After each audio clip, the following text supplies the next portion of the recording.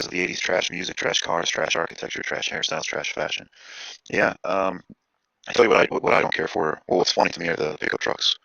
You know, when you see a pickup truck, it's gonna be a loser white man driving it always. And here's my explanation is that it's a sublimation. It's displacement. Um, you didn't see white men driving pickup trucks unless they were legitimate farmers in the 60s and 70s. If you told some guy in the 60s or 70s, "Hey, do you want a pickup truck?" He would have laughed at you and said, "No, I'm not a fucking farmer." They wanted a muscle car, some beat or some Volkswagen car, anything. They didn't want a pickup truck. That pickup truck thing is like a culture. I think that came around in the 90s with like country music. Um, and that's like white identity. White people, they kind of had their culture smashed and taken away from them, so they had to find a surrogate, and the surrogate was pickup trucks. And I mean, you would expect them maybe like in the South where people are going off-roading or mudding, and they're doing something with them, or they're actually hauling stuff. I have never seen, but there are tons of pickup trucks in these Rust Belt cities in the Midwest, and even in New York. So many fucking pickup trucks, big fucking pickup trucks, and nobody's ever using them to haul anything. Like a pile of sand or trees or anything.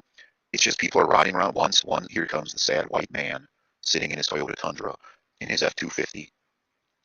Never drive, never pull. Even if you wanted to pull something, get an SUV. It's more practical. It's enclosed. It isn't, well, here's my 8-foot truck bed that's filled with water now because it rained.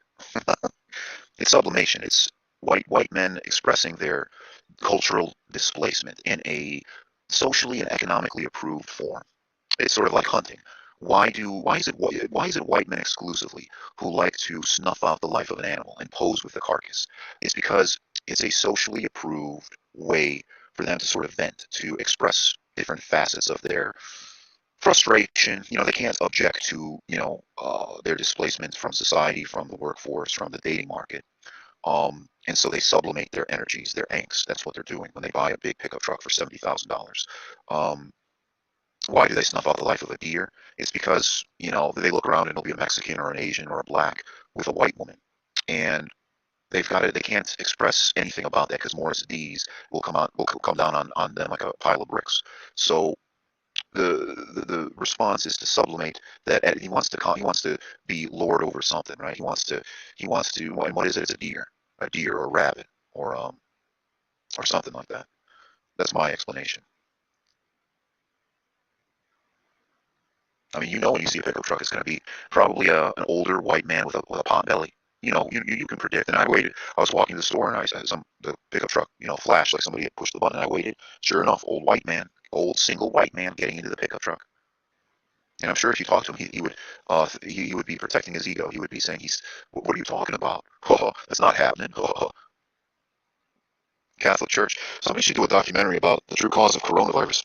Again, you think it's just a coincidence that it started in Italy, of Chinese origin, and this happened literally like weeks or a month after the Pope was caught recoiling in disgust from the woman from Wuhan who grabbed at his sleeve, trying to touch the Holy Father, and he recoils with this scowl on his face and fucking slaps her and points his withered crook of a finger at her. I mean, why is it that everybody was looking for like spiritual explanations for like why is this ride ship shaped like Mother Mary? Why stigmata, blood coming out of somebody's eyes, the Fatima revelation? That's all encouraged, but I guess in modern times nobody does that. I mean, shouldn't somebody speak out and say, I think it's beyond chance that the pandemic struck Italy and then just kind of ground it down to the mud for like 6 or 7 months. Remember, it was like everybody was reporting it was so bad in Italy, all these wops stuck in their little balconies singing love ballads out the window, off the balcony of the piazza. It's because of what the Pope did, but nobody wants to talk about that.